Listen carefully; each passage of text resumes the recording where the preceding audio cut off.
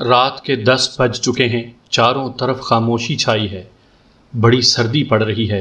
یہ بارڈر کا علاقہ ہے، اندھیرے نے گہری چادر تان رکھی ہے۔ کہیں کہیں کھیتیاں ہیں جن پر سلیٹی رنگ کی دھند جھکی ہوئی ہے۔ دور ایک مکان کی روشنی نظر آ رہی ہے، یہ روشنی سرد اندھیری رات میں تارے کی طرح جھل ملا رہی ہے۔ ایک ٹبے سے نکل کر 2 آدمی اس روشنی کی طرف بڑھ رہے ہیں۔ انہوں نے کھیس اس طرح سے اوڑھ رکھے ہیں کہ صرف آنکھیں ہی نظر آ رہی ہیں۔ ان میں ایک سکھ ہے جس کا نام کرپال سنگھ ہے، دوسرا ہندو ہے، اس کا نام کالی داس ہے۔ دونوں نے بھرے ہوئے پستول اپنے پاس چھپا رکھے ہیں۔ کرپال سنگھ کے پاس تیز دھار والی کرپان بھی ہے۔ کالی داس کے ہاتھ میں ایک تھیلا ہے، تھیلے میں بھینس کا سینگ ہے جس میں بکرے کا کیما بھرا ہوا ہے۔ تھوڑی دیر کے لیے وہ رک جاتے ہیں، دور سے نظر آتی مکان کی روشنی کو غور سے دیکھتے ہیں۔ سکھ کرپال سنگھ دھیمی آواز میں کہتا ہے، اکبر شاہ گھر پر اکیلا ہی ہوگا۔ کالی داس بولا، میں نے پتہ کروا لیا تھا، اس کا بیٹا کسی کی شادی پر شہر گیا ہوا ہے، رات کو لیٹ آئے گا، گھر میں صرف لڑکے کی منگیتر ہی ہوگی جو کراچی سے آئی ہوئی ہے۔ وہ کوئی بات نہیں، کالی داس نے زور دیتے ہوئے کہا، سردار آج فیصلہ ہو جانا چاہیے۔ کرپال سنگھ نے اپنے داڑھی مونچھوں سے بھرے ہوئے منہ کے آگے سے کھیس نیچے کھسکاتے ہوئے کہا، آج گل مک جائے گی، چل۔ دونوں اندھیرے میں اس مکان کی طرف چلنے لگے جس کی روشنی دور سے جھل ملاتی دکھائی دے رہی تھی۔ اس بارڈر ایریا کے ویران علاقے میں ایک یہ اکیلا مکان حوالدار ریٹائرڈ اکبر شاہ کا تھا جو فوج میں کمانڈو بھی رہ چکا تھا۔ اس کی بیوی فوت ہو چکی تھی۔ بارڈر لائن کے پاس اس نے تھوڑی سی زمین حاصل کر لی تھی۔ یہاں چھوٹی سی کھیتی تھی جس کی کاشتکاری اکبر شاہ خود کرتا تھا۔ اس کے جوان سال بیٹے سلطان نے مالٹوں کا ایک چھوٹا سا باغ بھی لگایا ہوا تھا۔ سلطان کی عمر 24 سال کے قریب تھی۔ BA کرنے کے بعد وہ اپنے باپ کے ساتھ کھیتی باڑی میں لگ گیا تھا۔ اپنے مالٹوں کے باغ کی ابھی وہ خود ہی دیکھ بھال کرتا تھا۔ دور کی نظر ذرا کمزور ہونے کی وجہ سے وہ فوج میں بھرتی نہیں ہو سکا تھا۔ اکبر شاہ کا ایک ہی بیٹا تھا، دوسری کوئی اولاد نہیں تھی۔ اس نے بیٹے کو دینی تعلیم بھی دلوائی تھی اور کمانڈو کی بھی پوری ٹریننگ دی تھی۔ سلطان کا جسم مضبوط اور کثرتی تھا۔ دونوں باپ بیٹا پاک دل، پاک باز، سچے مسلمان اور زبردست محب وطن تھے۔ اسلام اور پاکستان سے انہیں گہری عقیدت تھی اور اپنے دین اور اپنے ملک کی خاطر ہر وقت جان قربان کرنے کو تیار تھے۔ شہر میں اکبر شاہ کا کوئی رشتہ دار عزیز نہیں تھا۔ کراچی میں اس کا چھوٹا بھائی رہتا تھا جس کی بیٹی نسرین سے سلطان کی منگنی طے پا چکی تھی۔ ان دنوں نسرین اپنے تایا اکبر شاہ کے گھر پر چھٹیاں گزارنے آئی ہوئی تھی۔ اکبر شاہ فوج میں کمانڈو کی حیثیت سے بڑے کارنامے انجام دے چکا تھا۔ اسے انعام میں ایک پستول اور ایک شیلڈ بھی ملی تھی جسے اکبر شاہ نے ایک باکس میں سنبھال کر رکھا ہوا تھا۔ پستول کے علاوہ اس کے پاس ایک لائسنس والی 2 نالی بندوق بھی تھی، اس کی بارڈر ایریا میں اکثر ضرورت پڑ جاتی تھی۔ اکبر شاہ کا مکان، کھیت اور مالٹوں کا باغ بارڈر سے تھوڑے فاصلے پر ایسی جگہ تھے جو کبھی انڈیا کے سمگلروں کی جنت ہوا کرتی تھی مگر اب ان کے لیے جہنم بن گئی تھی، کیونکہ اکبر شاہ سچا پاکستانی مجاہد ہونے کے ساتھ ساتھ ایک مثالی محب وطن کمانڈو بھی تھا۔ اس علاقے سے کسی ہندوستانی دہشت گرد، تخریب کار یا سمگلر کا گزرنا موت کے منہ میں چلے جانے کے برابر تھا۔ اکبر شاہ کی وجہ سے یہ علاقہ محفوظ اور مامون ہو گیا تھا۔ انڈیا کے سمگلروں اور تخریب کاروں کو زبردست جانی اور مالی نقصان اٹھانا پڑ رہا تھا۔ سمگلنگ کے لیے یہ علاقہ ناگزیر تھا اور یہاں شیر دل پاکستانی کمانڈو اکبر شاہ بیٹھا ہوا تھا۔ کسی سمگلر کی جرأت نہیں ہوتی تھی کہ ادھر کا رخ کرے۔ کرپال سنگھ اور کالی داس انڈیا کے نامی گرامی سمگلر تھے۔ اکبر شاہ کی وجہ سے ان کی بادشاہت ختم ہو چکی تھی، ان کا سارا ناجائز کاروبار ٹھپ ہو گیا تھا۔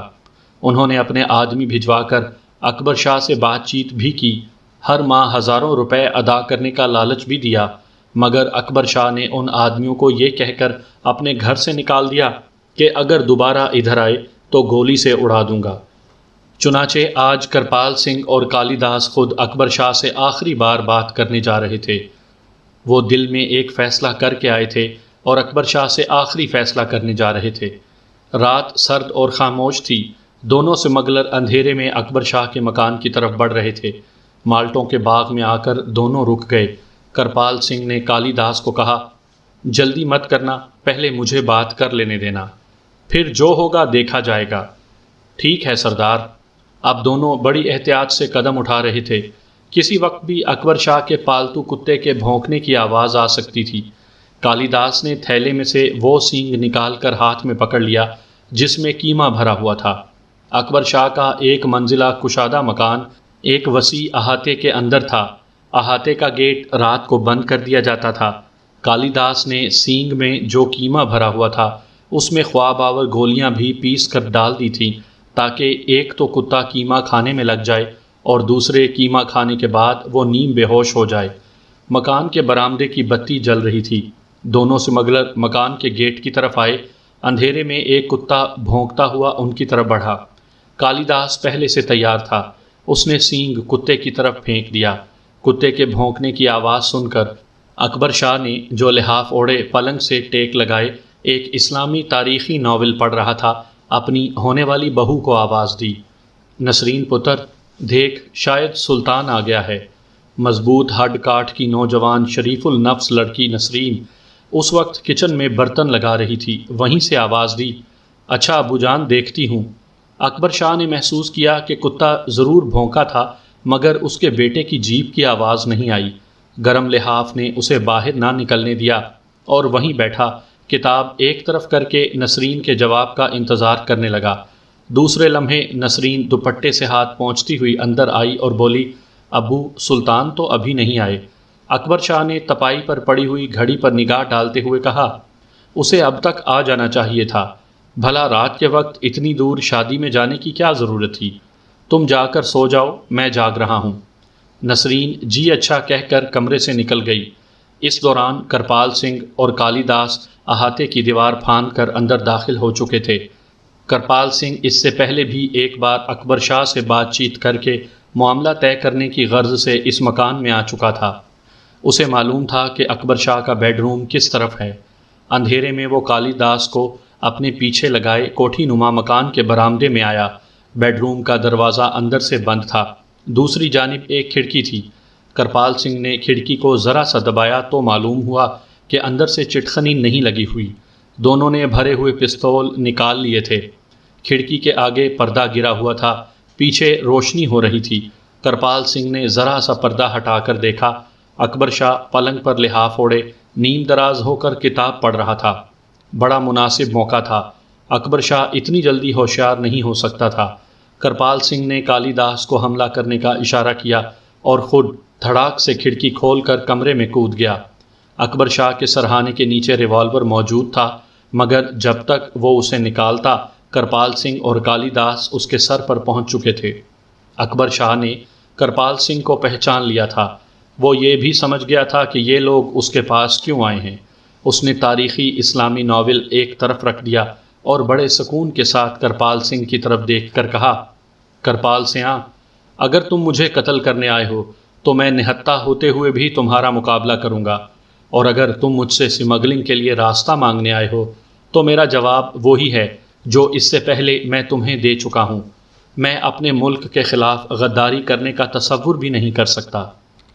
کرپال سنگھ نے کھیس منہ سے پیچھے کر لیا ہوا تھا، اس کی سرخ آنکھیں بڑی خونخوار ہو رہی تھیں، پھر بھی اس نے مسکرانے کی کوشش کرتے ہوئے کہا، شاہ جی، میں آخری بار موقع دے رہا ہوں، ہماری بات مان لیں، ضد چھوڑ دیں، تمہیں گھر بیٹھے ہر ماہ 30,000 روپیہ مل جایا کرے گا، اور کیا چاہتے ہو؟ اکبر شاہ نے کرپال سنگھ کی آنکھوں میں آنکھیں ڈال دیں۔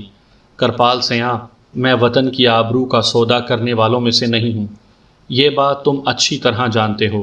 تمہارے حق میں یہی بہتر ہے کہ اس کراڑ کو لے کر جدھر سے آئے ہو ادھر ہی واپس چلے جاؤ۔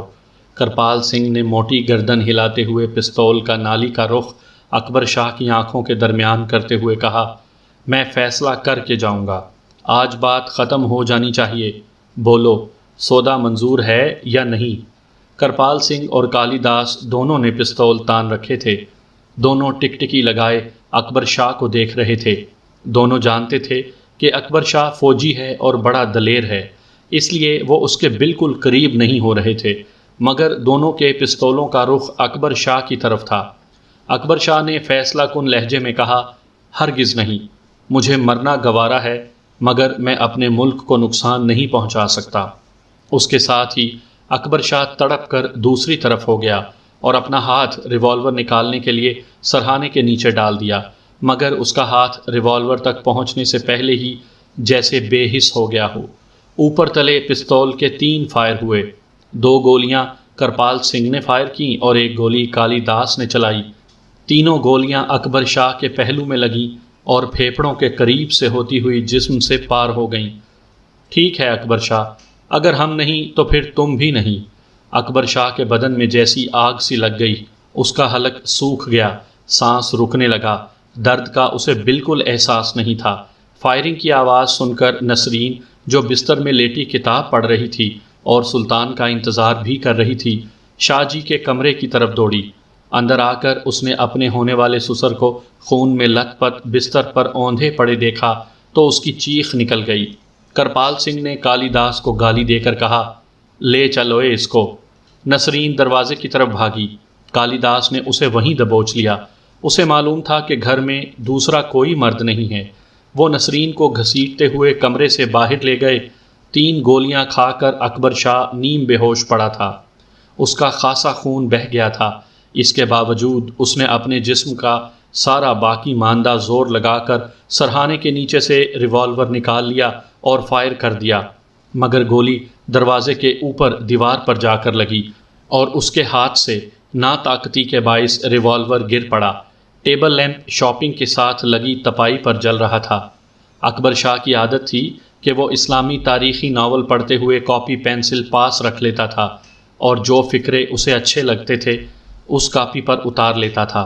اسے نسرین کی چیخیں باہر سے آتی تھوڑی دیر تک سنائی دیں، پھر گہری خاموشی چھا گئی۔ اکبر شاہ کو احساس ہو گیا تھا کہ وہ مر رہا ہے اور اس کا بیٹا سلطان ابھی تک گھر نہیں پہنچا۔ وہ اس کے نام ایک خاص پیغام چھوڑ کر مرنا چاہتا تھا۔ وہ ہاتھ کو آہستہ آہستہ تپائی کی طرف لے گیا، وہاں کاپی پینسل پڑی تھی۔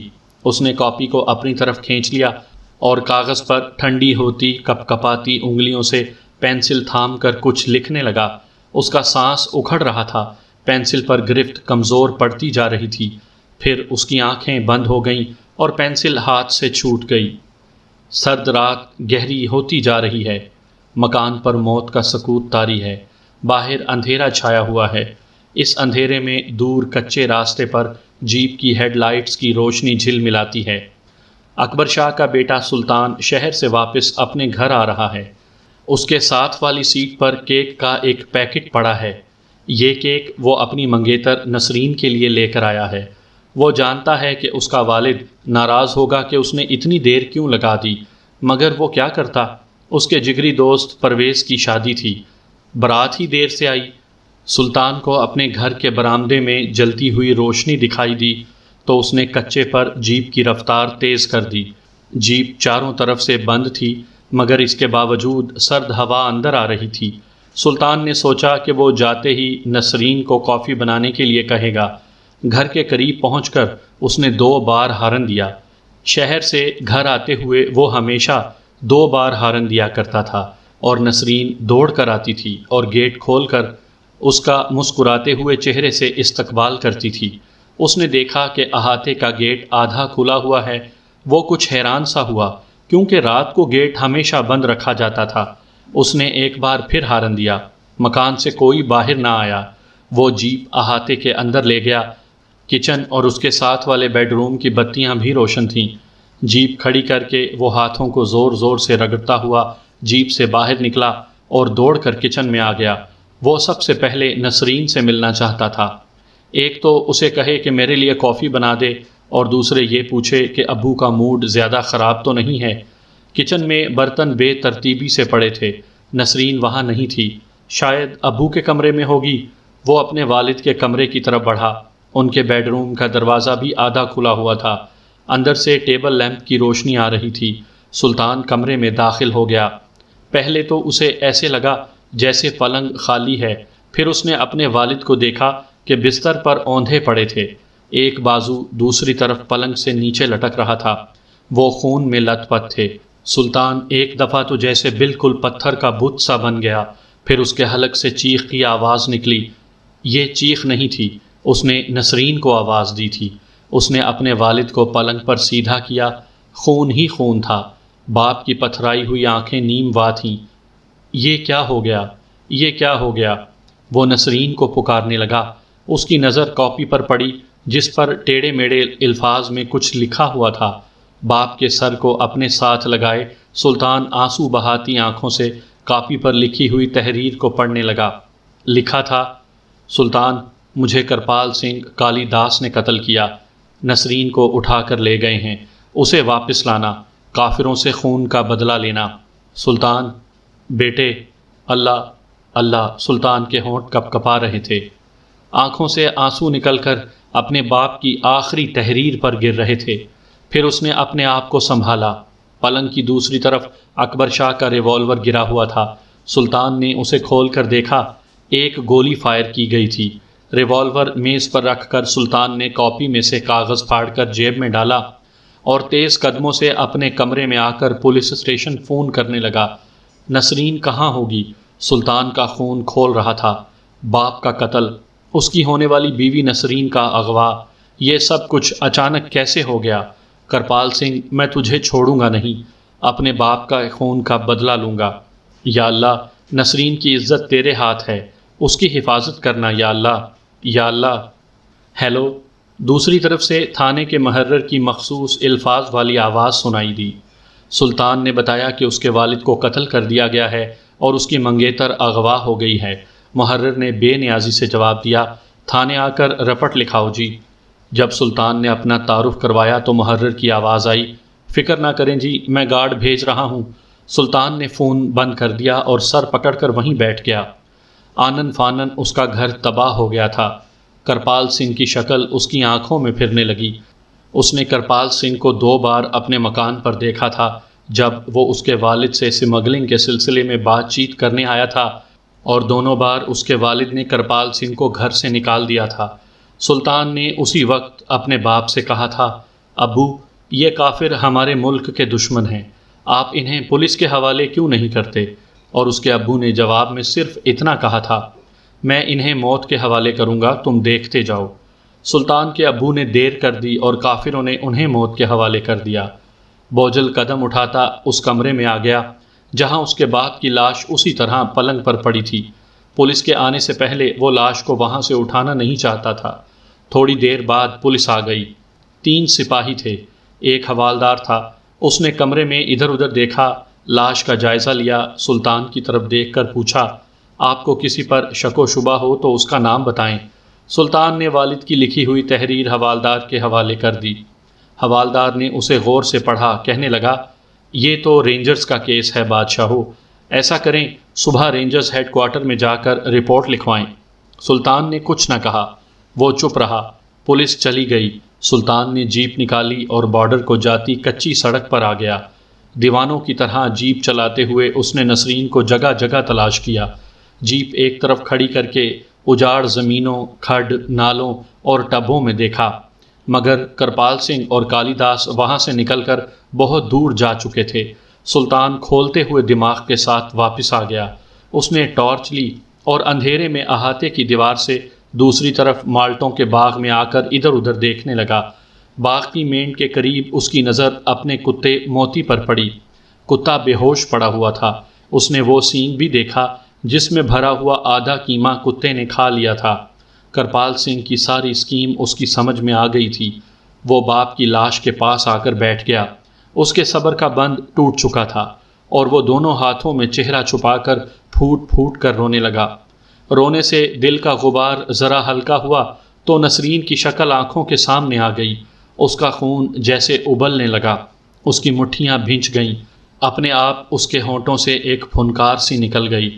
پھر اس نے دونوں ہاتھ آسمان کی طرف اٹھا دیے اور عاجزی سے کہا، یا اللہ، میں بے بس ہو گیا ہوں، اب تیرے سوا میری عزت کا رکھوالا اور کوئی نہیں، میری اس گھر کی، نسرین کی عزت کی حفاظت فرما۔ سلطان ساری رات باپ کی لاش کے سرہانے سر جھکائے بیٹھا اللہ کو یاد کرتا رہا، بار بار اس کی مغفرت کی دعائیں کرتا رہا۔ صبح اس نے اپنے دوست پرویز کو فون پر اس سانحے کی اطلاع دی۔ وہ اسی وقت گاڑی میں بیٹھ کر آ گیا۔ اکبر شاہ کی لاش کو مکان کے احاطے میں دفن کیا گیا۔ قریبی گاؤں کے کچھ لوگ بھی آئے تھے۔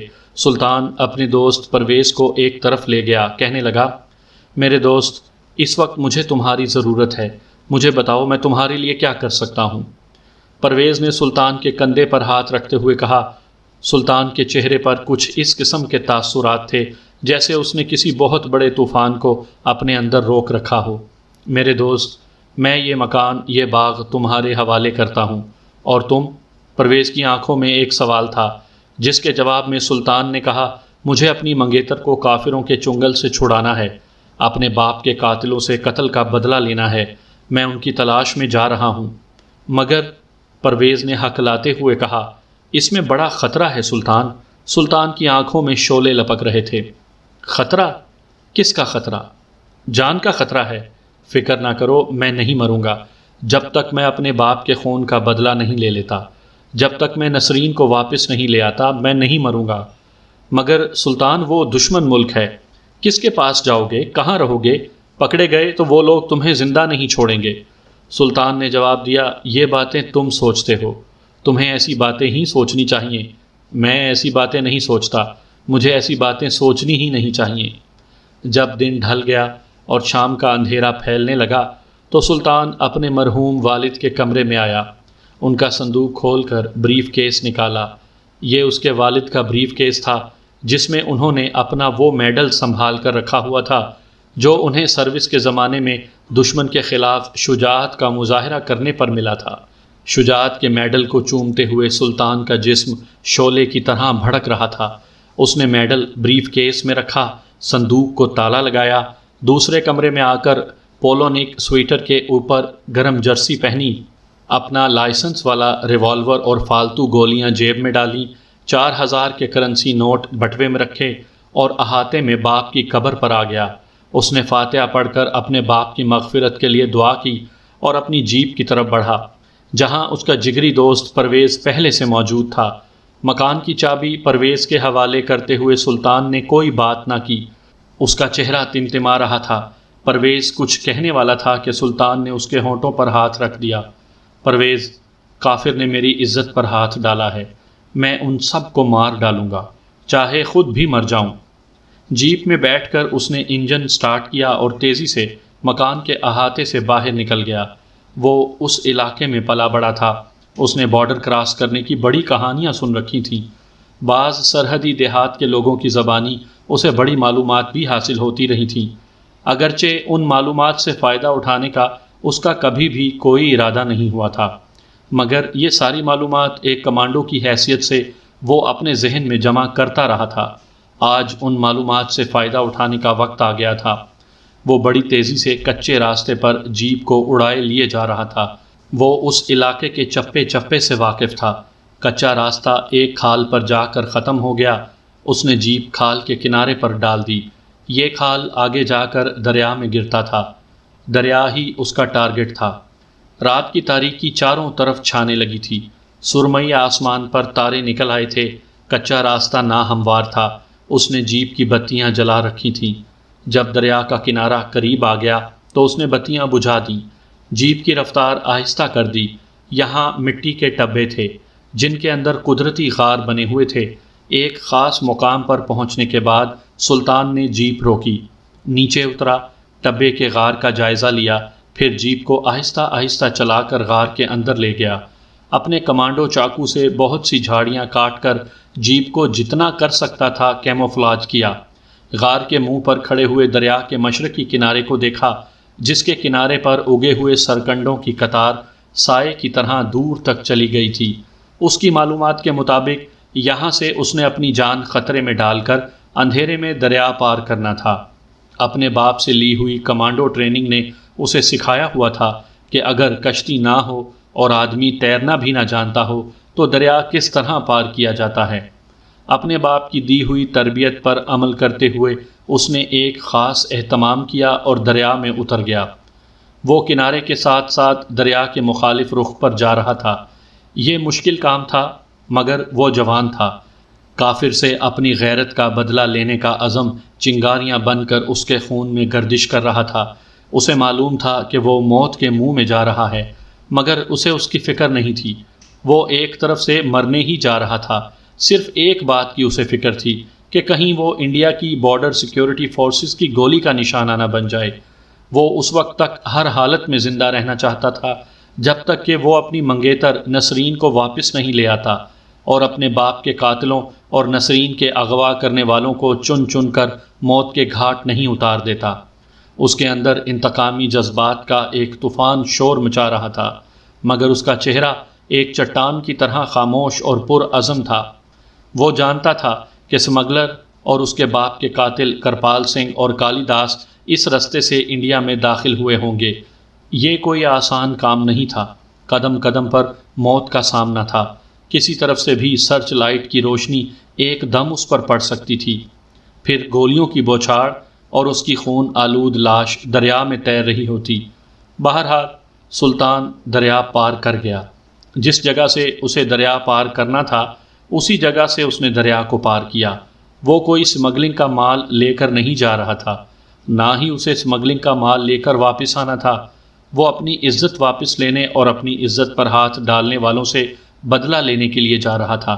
چنانچہ اب ہم اپنی داستان کو اس مقام پر لے جاتے ہیں جب سلطان دریا کو کافی پیچھے چھوڑ آیا تھا اور ستاروں کی مدھم روشنی میں ایک اجاڑ علاقے سے گزر رہا تھا۔ ابھی تک اسے کوئی آدمی نہیں ملا تھا۔ اسے یہ بھی پوری طرح یقین نہیں تھا کہ وہ انڈیا کے علاقے میں آ گیا ہے۔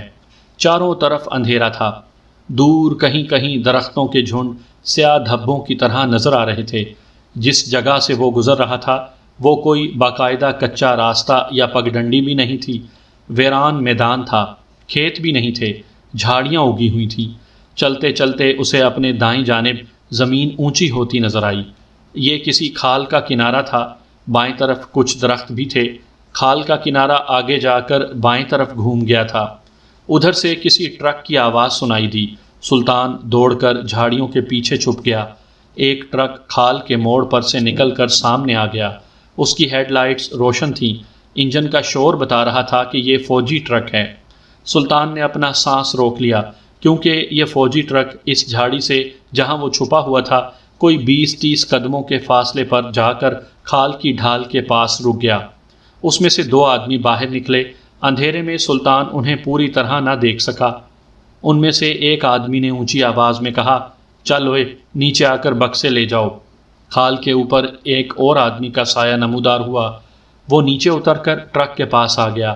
جب وہ ٹرک کی ہیڈ لائٹس کی روشنی میں آیا تو سلطان نے دیکھا کہ وہ سکھ فوجی تھا، انڈین بارڈر سیکیورٹی فورس کی وردی میں تھا۔ سلطان کو اپنی حماقت کا احساس ہوا۔ وہ غلطی سے انڈین بارڈر سیکیورٹی فورس کی کسی پوسٹ کے قریب نکل آیا تھا۔ جب تک وہ ٹرک وہاں سے واپس نہیں چلا گیا سلطان جھاڑیوں کے پیچھے بے حس و حرکت پڑا رہا۔ جب ٹرک کی آواز آنی بند ہو گئی تو وہ اٹھا اور کھال سے ہٹ کر شمال مشرق کی جانب روانہ ہو گیا۔ یہ جان کر اسے اطمینان ہو گیا تھا کہ وہ انڈیا میں اپنے دشمنوں کی سرزمین میں داخل ہو چکا ہے۔ سرد ویران اندھیری رات میں وہ اجاڑ علاقے میں سے گزرتا چلا گیا۔ کافی آگے جا کر کھیتوں کا سلسلہ شروع ہو گیا، جن میں کہیں فصل کٹ چکی تھی اور کہیں فصل کھڑی تھی۔ وہ ایک چھوٹے سے سرحدی گاؤں کے قریب سے گزرا۔ گاؤں میں کوئی کتا تھوڑی دیر بھونک کر چپ ہو گیا۔ سلطان جی ٹی روڈ کو اندھیرے میں تلاش کر رہا تھا کیونکہ سڑک پر پہنچ کر ہی وہ امرتسر شہر میں داخل ہو سکتا تھا۔ سلطان کافی عرصہ پہلے ایک بار دلی کسی عرس میں شرکت کرنے کے لیے زائرین کی ایک جماعت کے ساتھ امرتسر سے گزرا تھا۔ مسلمانوں کے ہجرت کرنے کے بعد امرتسر کی صرف ایک ہی مسجد ایسی تھی جہاں مقبوضہ کشمیر سے محنت مزدوری کرنے کے لیے جو کشمیری محنت کش آتے تھے وہ نماز پڑھتے تھے۔ ایک کشمیری مولوی صاحب بھی اس مسجد کے حجرے میں رہائش پذیر تھے۔ زائرین نے یہاں جمعہ کی نماز پڑھی تھی اور سلطان نے کشمیری مولوی صاحب سے کافی دیر باتیں بھی کی تھیں۔ اس کا خیال تھا کہ وہ امرتسر میں ان مولوی صاحب کے پاس جائے گا اور موقع محل دیکھ کر ان سے دل کی بات کرے گا۔ اسے دور سے سڑک کی بتیاں جھل ملاتی نظر آئیں۔ یہ جی ٹی روڈ ہی ہو سکتی تھی۔ اس نے اپنا رخ ان روشنیوں کی طرف کر لیا۔ کھیتوں کو چھوڑ کر وہ ایک میدان میں سے گزرنے لگا۔ دوسرے خطروں کے ساتھ ساتھ ایک خطرہ یہ بھی اس کے سر پر منڈلا رہا تھا کہ یہ سرحدی علاقہ ہے۔ خفیہ پولیس والوں کے علاوہ سیکیورٹی فورس کے آدمیوں کی موجودگی کا بھی یہاں امکان ہے۔ اس کے پاس کمانڈو چاقو کے علاوہ بھرا ہوا ریوالور بھی تھا۔ یہ چیزیں اسے پکڑوا سکتی تھیں، مگر اسے یہ اطمینان بھی تھا کہ 2-1 آدمیوں کو تو وہ ختم کر دے گا، لیکن اگر کوئی گشتی دستہ سامنے آ گیا تو مشکل پیش آ سکتی تھی۔ وہ یہ سوچ کر چلتا گیا کہ اب جو ہوگا دیکھا جائے گا۔